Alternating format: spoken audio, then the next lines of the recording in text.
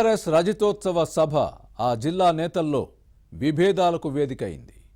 Dais నుంచి ప్రసంగించాలనుకున్న నేతల ఆశలపై అధినేత కేసీఆర్ నీళ్లు చల్లడంతో అందరూ ఉసూరుమన్నారు. కారు పార్టీ సిల్వర్ జూబ్లీ సభ వన్ మ్యాన్ షోగా ముగియడంతో ఆ జిల్లా నేతలు ఆగ్రహంతో ఉన్నారా? ఒక్కరికి మాత్రమే ప్రసంగించే అవకాశం కల్పించి మిగిలిన వారిని విస్మరించడం అగ్నికి ఆజ్యం పోసిందా? సభ సక్సెస్ మాటేమో గానీ ఇప్పుడు వర్గపోరు ముదురు పాకాన పడిందా? ఇంతకీ ఏ జిల్లాలో ఈ పరిస్థితి ఉంది? Was the story?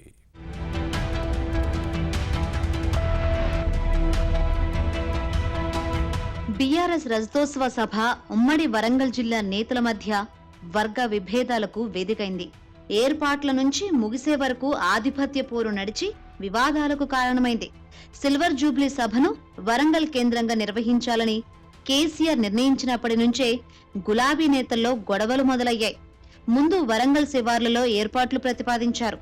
మాజీ మంత్రులు ఎర్రబెల్లి దయాకర్ రావు, హరీష్ రావు, జనగామ ఎమ్మెల్యే పల్లా రాజేశ్వరరెడ్డి, మాజీ శాసనసభ్యుడు పెద్ది సుదర్శన్ రెడ్డి ఆధ్వర్యంలో స్థలాలను పరిశీలించారు.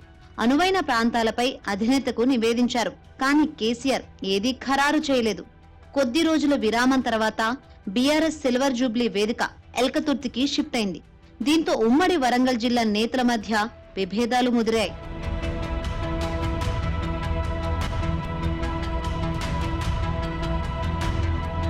వరంగల్ శివార్లులో సభ నిర్వహణకు కేసీఆర్ అంగీకరించలేదు.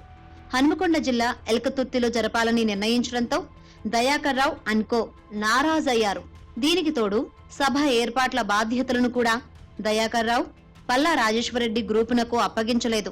మాజీ ఎమ్మెల్యే వడితెల సతీష్ బాబు, ఎమ్మెల్సీలు పోచంపల్లి శ్రీనివాసరెడ్డి, తక్కెళ్లపల్లి రవీంద్రరావుకు ఇచ్చి ఎర్రబెల్లి వర్గానికి చెక్ పెట్టారు. దీంతో దయాకర్ రావు, పల్లా రాజేశ్వరరెడ్డి ఆగ్రహం వ్యక్తం చేశారు. పార్టీలో తమను చిన్నచూపు చూడడమే కాకుండా అవమానించారన్నట్లుగా ఫీల్ అయ్యారు. ఇవే విషయాలను అనుచరులతో ప్రస్తావించారు. బీఆర్ఎస్ రజతోత్సవ సభ వేదిక అంశంలో కేసీఆర్ నిర్ణయంపై హరీష్ రావు కూడా జోక్యం చేసుకోలేదు. ఎల్కతుర్తి సభ ఏర్పాట్లకు ముందుగా దూరంగా ఉన్నారు. దీనిపై విమర్శలు రావడంతో చివరి రోజు ఏర్పాట్లను పరిశీలించారు. కానీ ప్రధాన వేదిక ఎక్కకుండానే ఏదో అలా వచ్చి ఇలా వెళ్లిపోయారు. ఇది కూడా పార్టీ క్యాడర్లో చర్చకు కారణమైంది.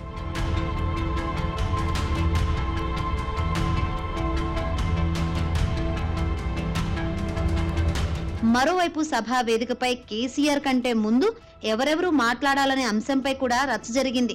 ఉమ్మడి వరంగల్ జిల్లా నేతలందరూ ప్రసంగించాలని భావించి పోటీలు పడ్డారు.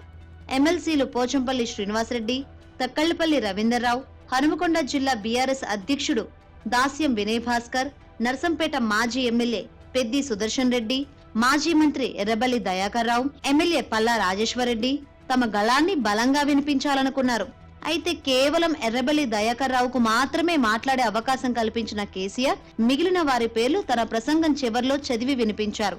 ఎర్రబెల్లి దయాకర్ రావుకు మాత్రమే వేదికపై ప్రసంగించే అవకాశం కల్పించడంతో మిగిలిన నేతలంతా నొచ్చుకున్నారు. తమ పట్ల వివక్ష చూపారన్నది వీరి వాదన. ఇక సభ అధ్యక్షుడిగా వ్యవహరించే అవకాశం ఎవరికీ ఇవ్వకపోవడం విమర్శలకు తావిచ్చింది.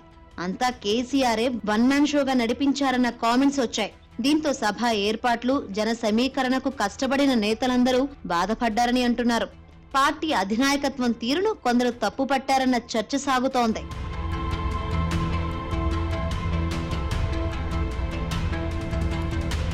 బీఆర్ఎస్ రజతోత్సవ సభ సక్సెస్ఫుల్ గా ముగిసినా నేతల్లో మాత్రం ఏదో అసంతృప్తి మిగిలింది. క్యాడర్లో జోష్ కనిపిస్తున్నా నేతల ముఖాల్లో మాత్రం ఆ స్మైల్ కనిపించడం లేదు. సభాస్థలి నిర్ణయం నుంచి సభ ముగిసే వరకు ఉమ్మడి వరంగల్ జిల్లా నేతలు కాలర్ ఎగరవేయకుండా కేసీఆర్ కళ్లం వేశారన్న చర్చ జరుగుతుంది. పార్టీపై ఈ ప్రభావం ఎలా ఉంటుందో చూడాలి.